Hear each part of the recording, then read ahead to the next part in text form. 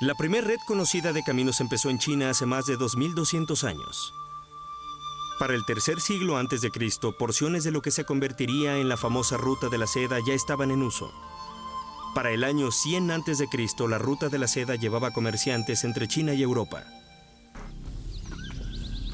En la antigua Roma, los topógrafos buscaron la ruta más directa entre dos puntos. Siguiendo esa regla, construyeron inmensas redes de caminos. Ya que sus caminos eran muy concurridos, los romanos los construyeron para que duraran. Esta es la Vía Apia, el más viejo de todos los caminos romanos. Va desde el corazón de Roma, más de 580 kilómetros al sur de la península itálica. Los romanos usaron piedras locales y las acomodaron juntas hábilmente como un rompecabezas. Los caminos eran construidos en tierra comprimida con una pared y una cuneta en cada lado. Una pequeña capa de piedras en mortero se situaba sobre la tierra nivelada, seguida de una capa de relleno duro, probablemente grava, y terminada en varios lugares con una superficie de losa de piedras. Los caminos se inclinan a los lados desde el centro. La lluvia se drenaba rápidamente por el diseño inclinado, minimizando la erosión. Roma Central tenía embotellamientos como las grandes ciudades el día de hoy. Para arreglar el problema, Julio César declaró una ley prohibiendo carretas en las calles de la ciudad entre el amanecer y la tarde, excepto aquellos con licencias especiales o carretas salientes. Desde su fundación en el siglo XVII, la ciudad de Nueva York ha experimentado un crecimiento enorme.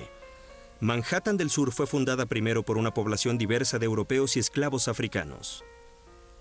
Al crecimiento de la población, los poblados llegaron cada vez más hacia el norte. Broadway conectó cientos de granjas y residencias que brotaron repentinamente por toda Manhattan. A principios del siglo XIX, un comité especial propuso una solución para esta desorganizada extensión urbana, un plan cuadricular. Calles rectas y casas cuadradas con ángulos rectos anunciaron que era la manera más eficiente y más barata de construir. El primer ejemplo conocido del plan cuadricular de la ciudad fue hace 5.500 años. En el subcontinente indio, la gente del Valle Indio construyó grandes ciudades basadas en este principio. Al igual lo hizo Napoleón Bonaparte, que se nombró a sí mismo emperador en 1804 e hizo a París lo suficientemente grande para ser la capital de su imperio en expansión. Pero fue el sobrino de Bonaparte, Napoleón III, quien tuvo un impacto más práctico en el París moderno. Para 1850 la población de París había llegado a 1 millón. La ciudad crujía bajo el peso de demasiadas personas en poco espacio. El tráfico y el comercio se detuvieron. El emperador Napoleón III creó un nuevo y radical plan para reconstruir París, ensanchar sus calles y mejorar la fluidez del tránsito. Napoleón designó a Eugene Haussmann para implementar su plan. Haussmann construyó largos bulevares por toda la ciudad. Al aligerar las congestiones de tránsito, él creía que ambos, París y su economía, crecerían. Durante principios del siglo XX, las carreteras en Estados Unidos eran lodosas y casi vacías. Pero cuando los autos se hicieron más accesibles, el tránsito aumentó al igual que los problemas de tráfico, llevando a muchas innovaciones. En 1904, una de las primeras modernas glorietas fue construida en Nueva York. Las glorietas, también llamadas rotondas o plazas circulares, permiten que el tránsito se mueva continuamente en una intersección. Otra innovación que mantuvo el tránsito fluyendo fue el cruce de trébol. En donde dos autopistas se encuentran, el tránsito de cualquiera de las autopistas se transfiere a la otra sin tener que cruzar carriles o esperar en un semáforo. En 1956, el presidente Eisenhower anunció los planes de la red de autopistas interestatales. Una red de superautopistas que cruzarían el país. Las superautopistas tienen muchos carriles en cada dirección y no tienen semáforos. Ellas hicieron posible vivir en los suburbios y viajar a la ciudad para trabajar. Hoy, las interestatales en las áreas urbanas están llenas de tránsito. Es por eso que los ingenieros trabajan en una solución: autos que se conduzcan solos. Esta tecnología aún se está experimentando, pero los científicos han probado sistemas que permiten a varios autos viajar en grupos pequeños, siguiéndose de cerca unos a otros con la ayuda de una computadora que mantiene una cercana pero segura distancia incluso a grandes velocidades. Los conductores pueden no estar a gusto con la idea de dejar el control a un chip de una computadora, pero esta tecnología está próxima.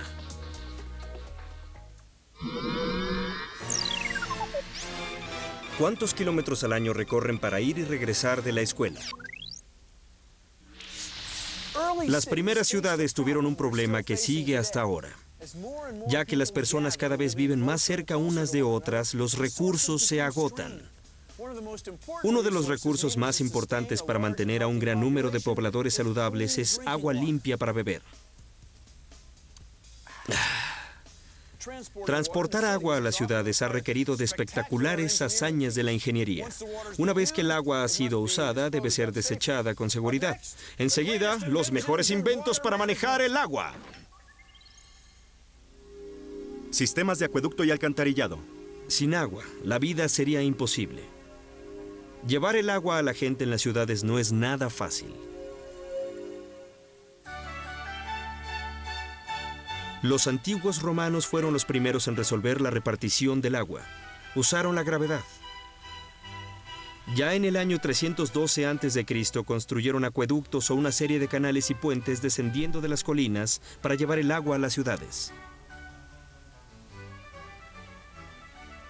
El Aqua Claudia es uno de los 11 acueductos que repartían millones de litros de agua en la antigua Roma día tras día. Aquí en la Porta Maggiore de Roma, muchos acueductos se vaciaban en jofainas que removían el sedimento antes de conectarse a un laberinto de plomo y tubos de terracota que distribuían el agua a las fuentes, baños, vasijas y casas privadas por toda la ciudad. Solo los muy ricos podían tener agua en sus propias casas. Todos los demás tenían que conseguirla en fuentes públicas.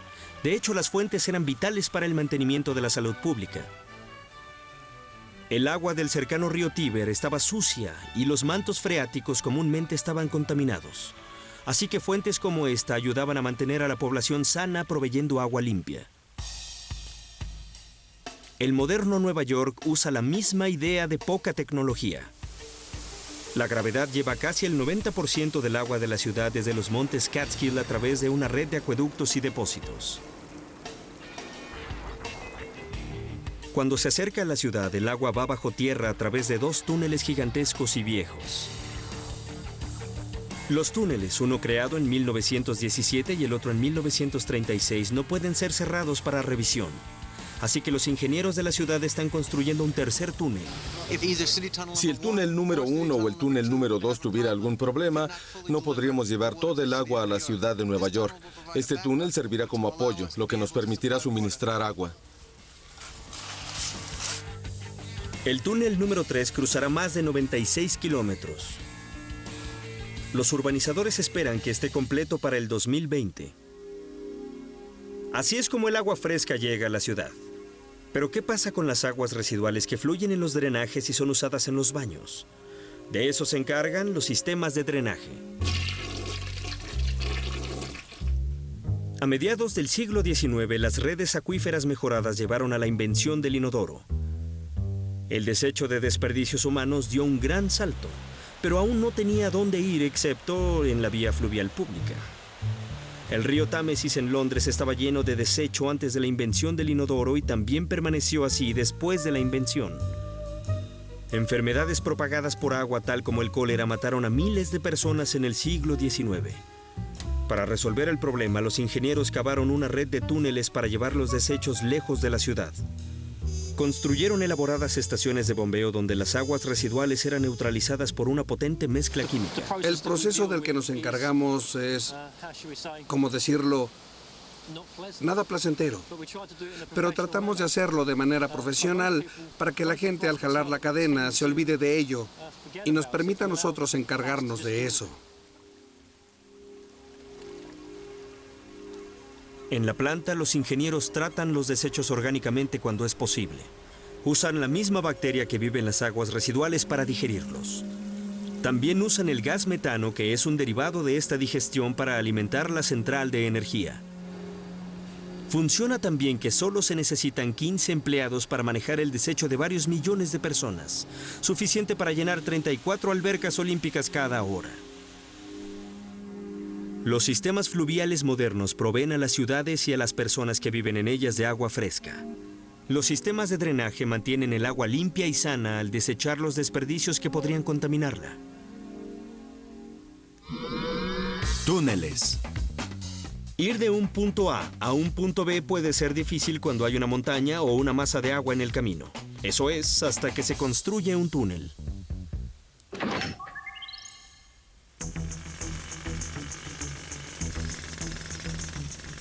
En inglés, en la industria de los túneles, son llamadas sandhogs las personas que hacen el sucio y peligroso trabajo de agujerear a través de montañas, bajo los ríos y mares y bajo las poblaciones con alta densidad. Ellas excavan en el suelo para construir pasajes que permiten a la gente y a la carga moverse más rápido entre lugares antes no conectados. La gente suele no apreciar los túneles, pero la tecnología y el ingenio que los hacen posibles son de los logros de la ingeniería más grandes de la historia de la humanidad. La tuneladora, o TBM por sus siglas en inglés, revolucionó la excavación de túneles. Esta enorme máquina de acero tiene cuchillas de 14 metros de diámetro, el ancho del mismo túnel.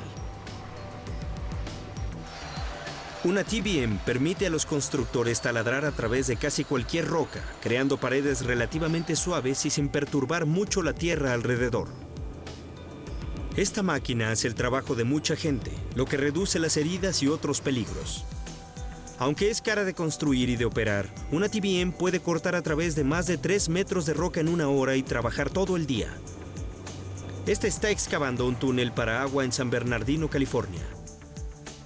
Tritura la roca haciéndola grava y la envía por una cinta transportadora a unos trenes. Los dientes de titanio de una TBM pueden masticar a través de casi cualquier cosa. Túneles largos pueden contener muchos tipos de rocas. La punta cortante de la TBM puede ser cambiada para ajustarlos.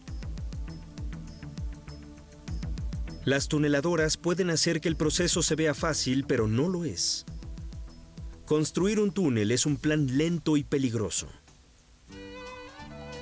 Cavar túneles se dio desde los antiguos romanos, pero los métodos modernos se apoderaron en 1850 con la invención del taladro de rocas. A mediados del siglo XIX, las calles de Londres se desbordaban de personas, caballos y carretas. El consulado de la ciudad de Londres propuso construir una nueva vía férrea dentro de la ciudad para evitar la congestión, pero ya que la mayor parte del terreno estaba desarrollada, quedaba muy poco espacio. En 1860, el cónsul tuvo la solución: construirlo bajo tierra. La vía férrea fue construida por un método de túneles al que llamamos cortar y cubrir. Lo que se hace es decidir por dónde va a ir la vía. Literalmente se cava un foso. Se construye la vía en el fondo, se techa y se pone la superficie del camino de nuevo. Tomó 3 años y medio construir la primera parte del primer metro de Londres, conocido como el Underground. El negocio de hacer túneles muy profundos en Londres fue, de hecho, la técnica usada por el famoso ingeniero Mark Brunel. Él construyó un túnel bajo el Támesis en la década de 1820. Brunel inventó el escudo para los túneles, lo que creó espacio para que los trabajadores cavaran. El ingeniero sudafricano James Henry Greathead perfeccionó este concepto. Greathead vio lo que Brunel había hecho y tomó la idea, la mejoró e inventó una máquina llamada el escudo Greathead, que se utiliza hasta hoy. Hacer túneles se hizo más fácil en 1867, cuando el químico sueco Alfred Nobel inventó la dinamita, que se usa hasta hoy. La dinamita le trajo a Alfred una gran fortuna, la cual usó para financiar el premio Nobel. El túnel San Gotardo a través de los Alpes suizos representa uno de los primeros logros en cuanto a túneles más impresionantes. Construido a finales de la década de 1800, recorre 15 kilómetros a través de montañas. Usando dinamita, taladros y otras herramientas de construcción de ese entonces, los constructores atacaron retos continuos, incluyendo inundaciones y enfermedades. Muchos trabajadores, incluyendo al jefe de ingeniería, Louis Fabre, murieron durante la construcción. Para prevenir algunas enfermedades transmitidas por aire que contaminaron el proyecto San Gotardo, los ingenieros empezaron a usar tubos para soplar aire fresco al centro de la excavación. El aire fresco forzaba a salir al viejo y contaminado aire. Para la década de 1920, la tecnología para construir túneles avanzó con la técnica del túnel de tubo sumergido. El túnel Detroit-Windsor fue construido de esta manera. Primero dragaron un foso bajo el río Detroit. 9 tubos largos con 9 metros de diámetro y 75 metros de largo fueron sellados y después bajados al foso donde buzos conectaron los tubos. Una vez bien sellados, los trabajadores continuaron la construcción por dentro. La tecnología de los túneles ha mejorado desde sus primeros días, pero en algunas cosas no ha cambiado en lo absoluto. Muchas de las técnicas originales, incluyendo la de cortar y cubrir, se siguen usando por los ingenieros modernos. Cada proyecto de túnel tiene sus propios retos y limitaciones. A veces incluso las poderosas tuneladoras quedan atrapadas entre una roca y un lugar duro. Y la única manera de salir es cavando a mano.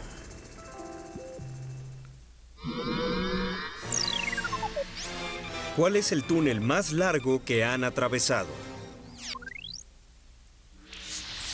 No cualquier obstáculo se arregla con un túnel. Dependiendo de las condiciones locales tales como el clima, corriente de agua, calidad de la tierra y otros factores, los ingenieros pueden decidir que es mejor construir un puente. A pesar de diferencias, todos los puentes tienen el mismo propósito básico. Puentes. Viajar fácilmente a través de un obstáculo. Algunos puentes cruzan ríos, lagos o puertos. Otros cruzan desfiladeros profundos o barrancos. También otros cruzan caminos y autopistas. Los puentes llevan tránsito. Autos, autobuses, camiones, trenes y peatones. El primer puente pudo haber sido solo un árbol caído a través de un arroyo. Con el tiempo, los humanos han usado su conocimiento de la física y geometría para crear más y más puentes ambiciosos. Los antiguos romanos perfeccionaron el arco y lo incorporaron a los puentes de piedra que construyeron. Algunas de estas estructuras permanecen hasta el día de hoy. Los puentes de arco de acero, como el famoso construido en 1932 a través de la bahía de Sydney, en Australia, emplean los mismos principios de la física usados por los romanos. En los arcos romanos de piedra, cada piedra presiona a la siguiente, distribuyendo el peso total del puente entre estas piedras y hacia los estribos a los lados del puente. Un puente de arco de acero distribuye el peso de la misma manera. Los puentes de arco tienen una gran fuerza de compresión. Los escoceses construyeron el primer gran puente de acero en 1890. El puente de ferrocarril de Fiordo de Ford tenía un diseño de ménsula. Las ménsulas son largas vigas sostenidas en un extremo. Las vigas se encuentran en medio del puente. Las vigas de acero tubular hacían al puente más fuerte y más ligero de lo que hubiera sido si estuviera hecho de acero sólido. El puente de ferrocarril de Fiordo de Ford es aún uno de los puentes más fuertes que se han construido y sigue en uso hasta hoy. Por el mismo periodo en el que Fiordo de Ford fue erguido, otro puente impresionante fue construido en Brooklyn, Nueva York. A diferencia del complejo sistema de vigas pesadas encontrado en el diseño de ménsulas, el puente de Brooklyn usó un sistema de poco peso de cables de acero, que es similar en estructura a un puente de cuerda. El puente de Brooklyn fue construido en una escala más grande, usando lo más nuevo en materiales y tecnología. Hoy, el puente de Brooklyn se mantiene firme, soportando embotellamientos de tráfico todos los días. Todos los puentes eventualmente se gastan, pero algunos duran mucho más que otros. Los materiales, el mantenimiento y el diseño afectan la manera en la que el puente aguantará el tránsito y el clima. John Roebling, el ingeniero que construyó el puente de Brooklyn, ideó un sistema de armazones o soportes y cables que hicieron a su puente 6 veces más fuerte de lo que él creyó que sería necesario. Los cables diagonales, llamados tirantes, aún mantienen al puente estable, incluso con fuertes vientos. Cuando los ingenieros diseñaron el puente de Tacoma Narrows en el estado de Washington, fallaron en considerar los fuertes vientos y no incluyeron ningunos tirantes en cable o algún mecanismo estabilizador. Solo unos meses después de su apertura en 1940, el puente empezó a oscilar durante vientos fuertes. El puente osciló tan fuerte que la gente que lo cruzaba se mareaba. 4 meses y 6 días después de su apertura, el puente colapsó. Este desastre les enseñó a los ingenieros mucho sobre cómo construir puentes más estables. Hoy, los ingenieros prueban modelos de puentes en túneles aerodinámicos antes de construir la estructura real. Ingenieros japoneses hicieron esto cuando planeaban el puente de Akashi Kaikyo, actualmente el puente colgante más largo del mundo. diseñaron el puente para soportar vientos de hasta 286 kilómetros por hora y terremotos de 8.5 en la escala de Richter. El clima en esa región es tan salvaje y el riesgo de un terremoto tan alto que la prueba era vital.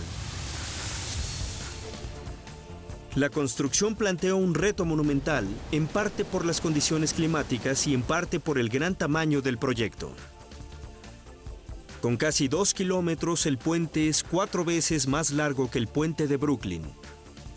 Cada torre tiene más de 274 metros de altura. La base de cada torre está rodeada de toneladas de piedra para estabilizarla y reduce la erosión con fuertes corrientes. En 1980, una violenta tormenta causó que un carguero se estrellara en la desprotegida pila sur del puente Sunshine Skyway en Tampa, Florida. La colisión causó que el centro de ménsula de 365 metros se colapsara en la bahía de Tampa, matando a 35 personas. El daño al puente fue tan severo que los ingenieros ni siquiera intentaron repararlo. Después del desastre de Sunshine Skyway, los ingenieros y oficiales del gobierno decidieron demoler el puente. En su lugar construyeron un nuevo tipo de puente, un puente atirantado, que es similar a un puente colgante pero más ligero y más estable. El uso de materiales nuevos y más fuertes y la colocación de defensas de concreto alrededor de las bases de las pilas deberían prevenir desastres futuros. A pesar de que el nuevo puente de Sunshine Skyway parece futurista, su diseño fue inspirado por el puente Brooklyn de John Roebling, donde los cables diagonales dan soporte.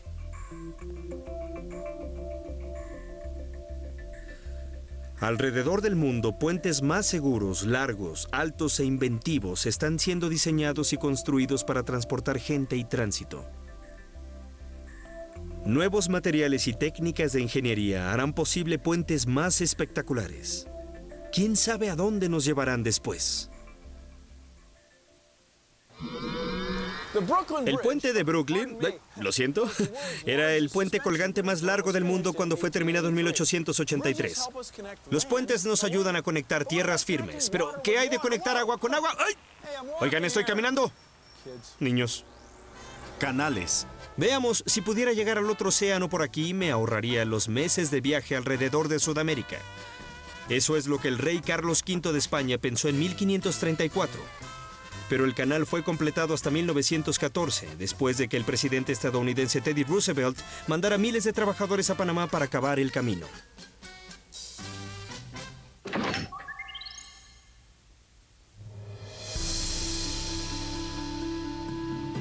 Los canales son vías fluviales construidas para conectar ríos, lagos u océanos. Algunos canales llevan agua para irrigar campos, pero los canales más grandes llevan barcos llenos de pasajeros o carga. Los primeros canales eran uniones o extensiones conectando ríos naturales. Uno de los primeros fue el Gran Canal de China. Comenzó por el 486 a.C. y terminó más de 1000 años después. Era una maravilla de la ingeniería de sus días. A principios del siglo XX, otro gran canal se abrió. Es también una maravilla de la ingeniería.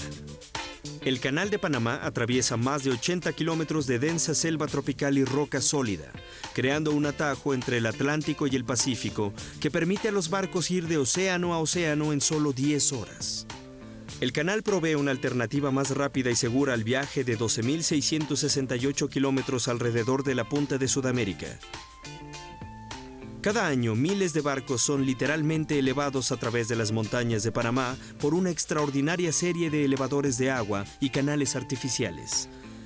Un barco entrando al canal por el Océano Atlántico navega una instalación de esclusa de 3 cámaras o elevadores de agua que elevan al barco 25 metros a nivel del lago Gatún.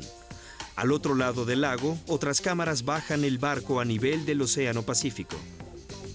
Elevar un gran barco con un elevador mecánico es un reto enorme, pero el agua hace el trabajo fácil. El sistema funciona así. La instalación de la esclusa en el lado este del Canal de Panamá consiste en 3 cámaras conectadas. 6 locomotoras guían al barco de 65.000 toneladas a la cámara de esclusas. Una vez adentro, las puertas se cierran. En la torre de control, los operadores giran las llaves llevando agua del lago Gatún a la cámara. La gravedad jala el agua del lago y la envía a la cámara a través de hoyos en el piso. El aumento del agua eleva al barco al nivel de la siguiente cámara. Las puertas, que pesan cientos de toneladas, se abren lentamente y las locomotoras jalan el barco hacia adelante. El proceso es repetido hasta que el barco sube 25 metros sobre el nivel del Océano Atlántico. Después es liberado en el lago Gatún. Cuando el canal abrió en 1914, los lados de las esclusas de Panamá pusieron los límites de tamaño para los constructores de barcos. Sin embargo, los nuevos superbarcos de carga son muy largos y muy anchos para entrar en las esclusas del canal. Si el canal no es expandido, podría gradualmente perder su importancia en el comercio mundial. En octubre de 2006, los panameños votaron para expandir y modernizar el canal a un costo de más de $4.000 millones. El más grande reto para los ingenieros era construir las nuevas esclusas, 3 veces el tamaño de las originales.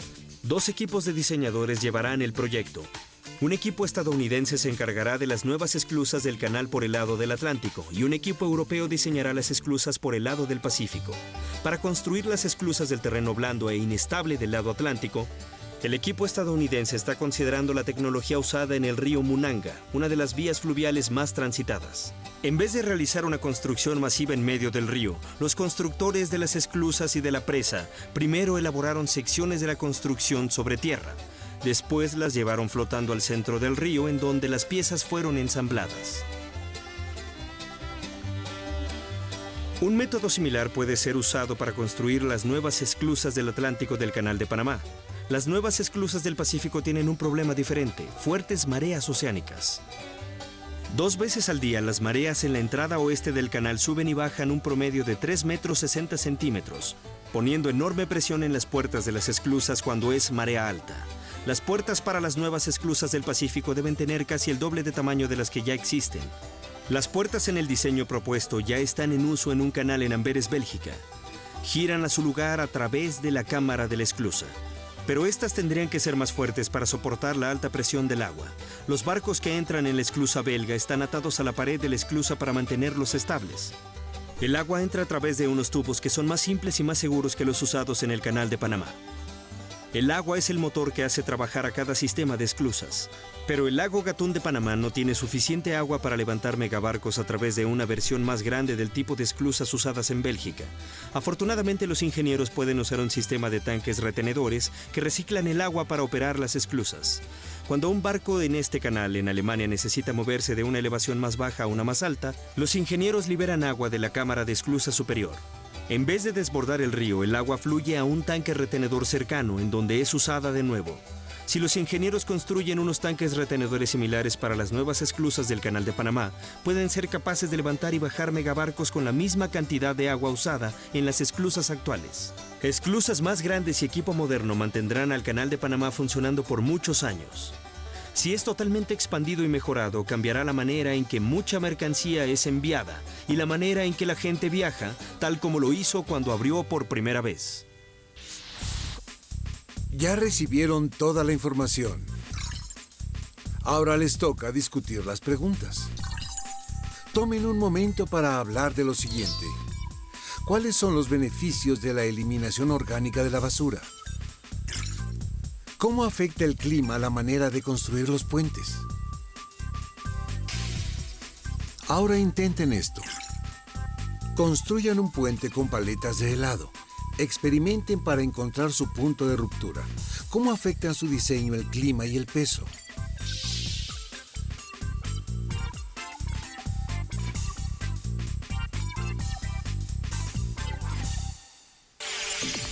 Mientras ven la segunda mitad de este programa, tengan en cuenta estas preguntas.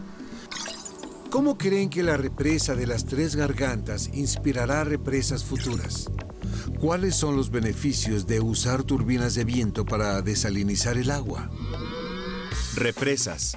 Además de cruzar por encima, debajo y a través de tierra firme y agua, los ingenieros civiles han ideado maneras de aprovechar los regalos de la naturaleza. Las presas ayudan a crear masas de agua para beber y generar electricidad. También ayudan a controlar el flujo y llevan el agua a regiones áridas.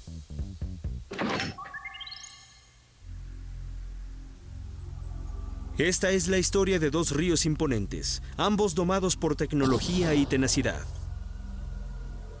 En el oeste americano era el río Colorado, la fuerza que esculpió el Gran Cañón de piedra sólida.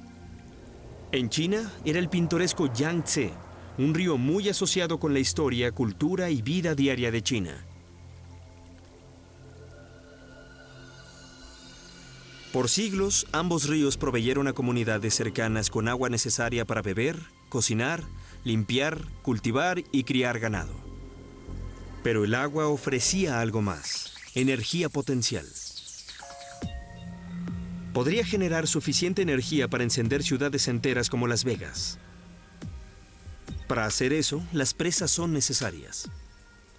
Una presa es una estructura que cruza un río entero y contiene el agua. Puede liberar agua en flujos controlados que giran turbinas y generan electricidad. Como una de las primeras grandes presas de concreto, la presa Hoover fue un modelo para la construcción de muchas otras presas de concreto, incluyendo la presa de las Tres Gargantas a través del río Yangtze en China. El primer paso para construir la presa Hoover fue llevar el equipo necesario y los materiales al lugar, un remoto, inaccesible e inhospitalario cañón en el desierto. Los caminos y túneles estaban construidos y las vías férreas estaban puestas. Una presa no puede ser construida a través de agua en circulación, así que el río Colorado tenía que ser desviado antes de que la construcción comenzara. Los trabajadores abrieron 4 túneles de desviación separados a través de las paredes del cañón, 2 a cada lado del río. Estos túneles llevaron 55 millones de litros de agua por segundo. Con 17 metros de diámetro y aproximadamente 1.219 metros de longitud, estos túneles masivos eran de los más largos creados por el hombre. Para hacer los túneles, torres de perforación llamadas jumbo fueron construidas en las camas de camiones viejos. Cada jumbo ayudaba hasta a 30 hombres, quienes atacaron la roca con perforadoras. Hombres llamados monos de pólvora llenaron los hoyos con dinamita que explotó toneladas de roca. Simultáneamente, hombres llamados escaladores se colgaron de cuerdas poco estables a cientos de metros por encima del río. Usando perforadoras neumáticas, palancas y dinamita, limpiaron las paredes del cañón de roca que pudieran caer después. Cuando los túneles de desviación estaban casi terminados, volquetes amontonaron toneladas de roca y escombros a la mitad del río. Esto creó una encajonada, lo que mantuvo el lugar de la construcción seco al direccionar el agua a los túneles de desviación. Una vez que el lugar estaba seco, la propia construcción de la presa comenzó. La presa Hoover combina 2 tipos de diseños de presas, una presa en arco y una de gravedad. Las presas en arco funcionan bien en ríos estrechos que proveen buen soporte lateral. Una presa hecha de menos material provee la misma fuerza cuando es doblada o arqueada porque la presión del agua en el centro de la presa fuerza los bordes de la presa para empujar más fuerte hacia los lados del cañón. Por otro lado, las presas de gravedad son rectas, detienen el agua con su enorme peso.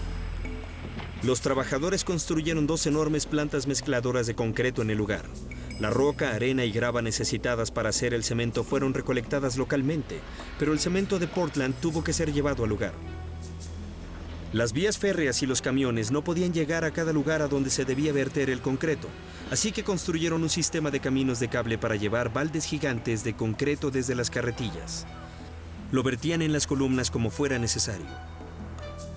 Aunque la presa se ve como un bloque sólido de concreto, de hecho fue vertida en capas de 1,5 metros en series de columnas separadas de diferentes tamaños. El concreto no podía ser vertido más profundo de 1,5 metros al mismo tiempo porque el calor intenso aumenta cuando el concreto se seca. Los ingredientes en el concreto experimentan una reacción exotérmica cuando se combinan, es decir, generan calor. Dejar que el calor se enfríe naturalmente daría un concreto débil, así que los ingenieros encontraron la solución para eliminar el calor rápido. Refrigeraron la presa Hoover. Los trabajadores construyeron una unidad de refrigeración muy grande en el lugar. Los ingenieros enfriaban el recién vertido concreto incrustando tubos de acero de 2,5 centímetros, circulando a través de ellos agua helada de la planta de refrigeración. Al completar la presa en 1936, los trabajadores bajaron una puerta de acero para tapar el túnel de desviación. El agua del río Colorado comenzó a retroceder, creando el lago Mead. Aunque parezca una pared sólida, la presa es de hecho una máquina compleja. 4 torres de toma permiten al agua del río fluir en tubos gigantes, o los originales túneles de desviación, que la llevan a la planta en forma de U en la base de la presa. Ahí el agua fluye a unos tubos más pequeños en su camino a las ruedas hidráulicas. Al girar, las turbinas generan electricidad. En China, los trabajadores están construyendo la presa de las 3 gargantas a través del río Yangtze. Es el proyecto de construcción más ambicioso en China desde que la muralla fue construida hace más de 2000 años. La construcción del muro principal fue completada en el 2006. Se espera que la presa esté funcionando en pocos años. Aunque es 5 veces más grande que la presa Hoover, el proceso básico de construcción fue el mismo. El río fue temporalmente desviado a través de un canal mientras que encajonados mantenían seca el área de construcción. La presa de las 3 gargantas no tiene el distintivo diseño curvo de la presa en arco y de gravedad Hoover. En vez de eso, será un corte recto a través del río Yangtze. La presa de las 3 gargantas creará una masa de agua de 175 metros de profundidad y tan larga como el lago superior. Será un gran productor de energía hidroeléctrica sirviendo a una enorme región industrial en el corazón de China. Pero usará muchos de los mismos principios e innovaciones inventadas en el cañón desértico del oeste norteamericano.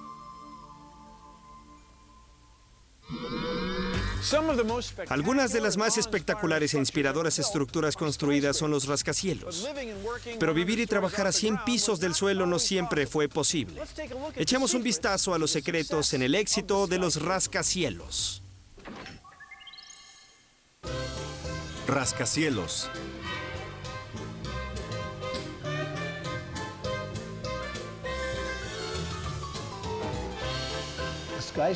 Un rascacielos es de hecho una máquina enorme. Es algo de lo que la gente se maravilla. No puede ni imaginarse cómo se construye y se requiere de mucha imaginación, mucho poder, mucha fuerza. Así los rascacielos han capturado la imaginación de todos.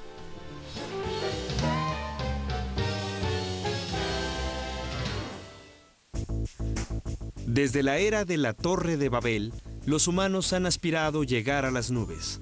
Pero las primeras técnicas de construcción y materiales no funcionaban. La madera, la piedra y el ladrillo colapsaban cuando la construcción llegaba muy alto. Pero teníamos esperanza y la tecnología estaba mejorando. En el segundo siglo antes de Cristo, los hindús trabajaban con hierro y hacían acero. El pilar de hierro de Delhi de finales del siglo IV a.C. sobrevive como evidencia de que los hindús usaban metal en la construcción, al menos para reforzar las construcciones hechas de piedra o ladrillo. El reforzamiento fue un importante avance, pero los rascacielos del futuro utilizarían un armazón de acero para soportar el peso entero de la estructura, no solo para reforzarlo. Con el refinamiento del proceso Bessemer, a finales del siglo XIX, acero barato, un ingrediente esencial en la construcción de rascacielos, se hizo disponible. El proceso Bessemer removió impurezas del hierro que provocaban que se oxidara y debilitara. Después el hierro fue mezclado con una pequeña cantidad de carbono y otros materiales para hacer el acero. La primera estructura que puso en uso el acero fue el Home Insurance Company Building en Chicago, completado en 1885. Tan solo tenía 10 pisos, pero cambió radicalmente la manera en que los edificios eran construidos. En los años siguientes, las estructuras podían construirse cada vez más altas gracias a los avances en técnicas de construcción, sistemas eléctricos, plomería, tecnología de elevadores y materiales de construcción. En 1930, el edificio Chrysler se convirtió en el primero en superar los 300 metros. Pero su marca como el más alto duró poco. En 1931 el Empire State llegó a los 380 metros, 60 metros más alto que el edificio Chrysler y casi 10 veces más alto que el primer rascacielos con armazón de acero. El edificio Chrysler y el Empire State habían disminuido diseños de acuerdo con una ley de construcción admitida después de la construcción del edificio Equitable en 1915. Los lados del edificio Equitable se levantaron haciendo una enorme sombra sobre las calles de Lower Manhattan. Los oficiales locales estaban preocupados de que los rascacielos eventualmente dejarían a todas las calles bajo la sombra. Así que el gobierno de la ciudad aceptó una ley requiriendo que los edificios altos usaran diseños que permitieran que más luz solar llegara a las calles. La ley cambió la forma de los futuros rascacielos. El edificio Empire State mantuvo el título del edificio más alto por 41 años, hasta que el World Trade Center rompió la marca en 1973 cuando excedió los 400 metros. A diferencia del Empire State, las torres del World Trade Center no tenían un diseño estrecho. Los planes de construir las rectas fueron aprobados por el Consejo de Construcción porque las torres iban a estar en 2 hectáreas de mucho espacio público abierto. Las torres gemelas incorporaron una innovación de la ingeniería. Columnas poco alejadas de acero y vigas en los muros exteriores fueron cubiertas con materiales de poco peso, en vez de ladrillos o piedras. En el centro de cada torre había un núcleo de concreto reforzado con acero conectado a los muros exteriores con vigas horizontales bajo cada piso. Este diseño soportó el peso de los edificios sin la necesidad de muros interiores de contención o columnas que soportaron al Empire State. Así que aumentaban el espacio de piso usable. A esto se le llama construcción en tubo, fuerte por fuera y casi vacío por dentro. Estas estructuras son buenas para soportar fuertes vientos y cargas pesadas. Este diseño permite que las construcciones en tubo colapsen hacia adentro, en vez de caer encima de los edificios vecinos en un caso de incendio o un avión estrellándose. El 11 de septiembre de 2001, cuando 2 aviones chocaron con el World Trade Center, ambos edificios colapsaron, pero lo hicieron como se suponía. Cayeron sobre sí mismos, evitando que los edificios vecinos sufrieran una peor destrucción.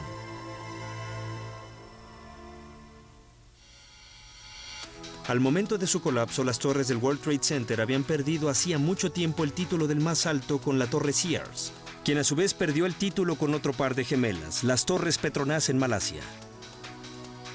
Como muchos otros nuevos rascacielos, las Torres Petronas usan en su construcción concreto reforzado de acero en vez de vigas de acero. El concreto en las Torres Petronas es más de 3 veces más fuerte que el concreto regular. Tiene que serlo. Los edificios altos oscilan con vientos fuertes. Los edificios con armazón de acero oscilan más que los de armazón de concreto. El movimiento puede ser tan fuerte que la luz oscila, el agua chapotea. Cuidado al caminar. Y los ocupantes de los pisos de arriba experimentan náuseas similares al mareo. Una ventaja de los armazones de concreto es que son más rígidos que los edificios con armazón de acero, ayudando así a absorber el movimiento, reduciendo la oscilación. Aún los armazones de concreto no son capaces de reducir suficientemente la oscilación. Los ingenieros estructurales a veces instalan un dispositivo llamado amortiguador de masa, que es un gran peso montado dentro de la punta del rascacielos que se mueve en oposición a la oscilación del edificio. Si el viento empuja el edificio desde la derecha, el amortiguador de masa empuja el edificio desde la izquierda. Los Estados Unidos ya no tienen el monopolio de los rascacielos. Asia es un semillero de rascacielos. Algunos de los edificios más altos del mundo ya hechos o en construcción están en China, Taiwán y Dubái. La alta demanda de espacio para hogares y oficinas en el apretado Tokio ha inspirado innovaciones radicales. Se están considerando planes para megaestructuras, incluyendo una pirámide tan larga que atravesaría la bahía de Tokio. Si se construye, sería armazón abierto soportando múltiples rascacielos dentro. Otro plan bajo consideración en Tokio es Sky City, una estructura que se elevaría más de medio kilómetro. Una ciudad dentro de un rascacielos. Ambos son inauditos en escala. Los Estados Unidos no han dejado la competición. Se han propuesto planes de estructuras superaltas en Nueva York y Chicago, donde la carrera hacia las nubes empezó, y donde el arquitecto Frank Lloyd Wright una vez propuso una torre de más de 1 kilómetro de alto que 50 años después continuó inspirando la imaginación de arquitectos e ingenieros. Con todos los avances en la tecnología, ¿quién sabe qué tan altos serán eventualmente los edificios? Parece que el cielo es el límite. Biosfera. Mientras los edificios altísimos capturan la imaginación, a veces la imaginación captura un edificio, y gracias a la tecnología se convierte en algo único e inesperado.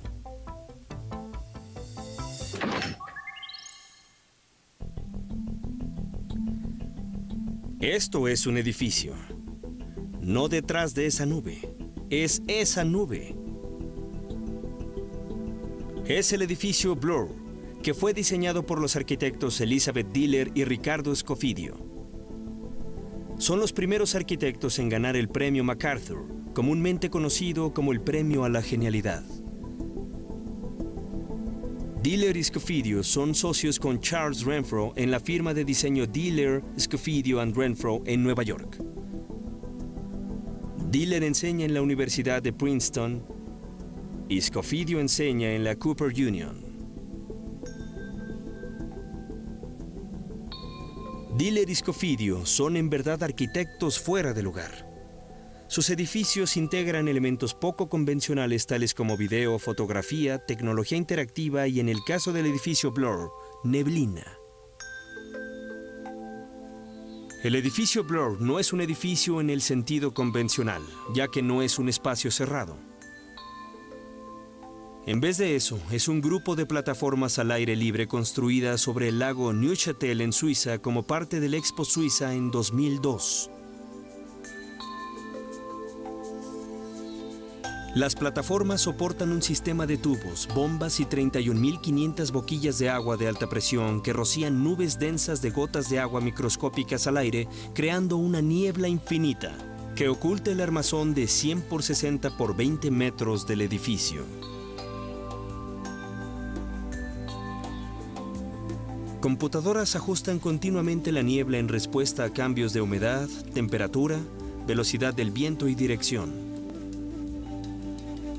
Los visitantes del edificio usan ropa para lluvia.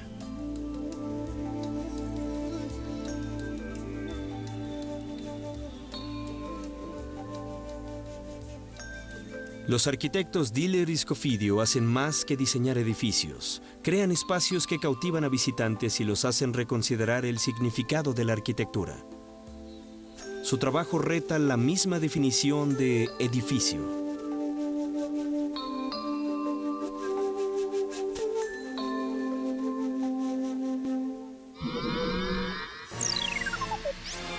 ¿Qué materiales inusuales pueden usar para construir un edificio?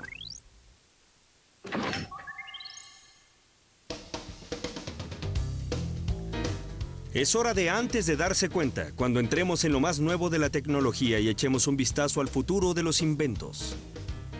Enviamos estudiantes a la feria Next Fest de la revista Wired en Nueva York para que presenciaran y experimentaran por sí mismos algunas tecnologías emergentes. En el Next Fest, las compañías exhiben tecnologías que están transformando nuestro mundo. Futuro, tecnología en procesos de agua. Hoy estamos viendo avances en la ingeniería y aprendiendo cómo la tecnología es usada para hacer nuestra agua segura de beber, para la agricultura y la industria. Básicamente, esta es una unidad purificadora de agua. Esta es muy pequeña, es solo para poder explicar el proceso. Lo que sucede es que el agua entra y es presurizada a una bomba de alta presión que es enviada a través de este tubo, que de hecho tiene adentro membranas. La membrana es como una lámina que ha sido enrollada y solo agua pura puede pasar al centro del tubo, que es el chorro de agua pura. Esta es una unidad muy pequeña. Produciría probablemente menos de 370 litros de agua al día. ¿Así que un modelo de mayor escala podría suplir de agua a toda una ciudad? Sí. De hecho, hacemos enormes sistemas municipales que pueden producir 200.626.000 litros de agua al día. El juego de agua les permite construir su propia planta de tratamiento de agua y separar el agua pura de contaminantes. ¡Limpiemos agua! ¡Sí! Los estudiantes también aprendieron cómo las turbinas de viento son usadas para desalinizar agua bebible en Texas. ¿Son más grandes? Debajo de todo el estado de Texas hay lo que llaman un acuífero salino. Es muy salada para beberla. Así que hemos trabajado con la energía del viento para bombearla hacia afuera, tomando el agua que está ahí que ustedes no pueden usar y la filtramos. Para el año 2025, casi la mitad de la población mundial vivirá en zonas con falta de agua. Eso concluye esta edición de Antes de Darse Cuenta. Soy Bill Nye. Será hora de la próxima edición Antes de Darse Cuenta. Ya se les dio toda la información. Ahora les toca discutir las preguntas. Tomen un momento para hablar de lo siguiente. ¿Cómo creen que la represa de las Tres Gargantas inspirará represas futuras? ¿Cuáles son los beneficios de usar turbinas de viento para desalinizar el agua? Ahora intenten esto. Hagan un póster de un rascacielos famoso. El póster debe incluir un dibujo o fotografía del edificio, su ubicación y un dato interesante sobre el mismo. Esperamos que hayan disfrutado este viaje de Discovery en la Escuela sobre Ingeniería y Arquitectura.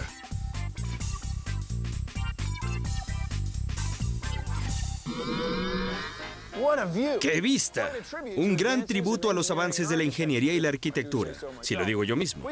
Nosotros los humanos nunca hemos estado contentos dejando la geografía como la encontramos. La historia de la ingeniería y la arquitectura es solo la vieja historia de la relación entre la gente y la tierra. Administrar nuestros recursos con tecnología, moviendo tierra y mar para conectar a la gente y construyendo estructuras que llegan al cielo. Estas ideas no son nuevas. Pero con tecnología y materiales avanzados, somos capaces de convertir las ideas en realidad más rápido que nunca. Estamos limitados solamente por nuestra imaginación. Y desde mi punto de vista, eso no es una limitación.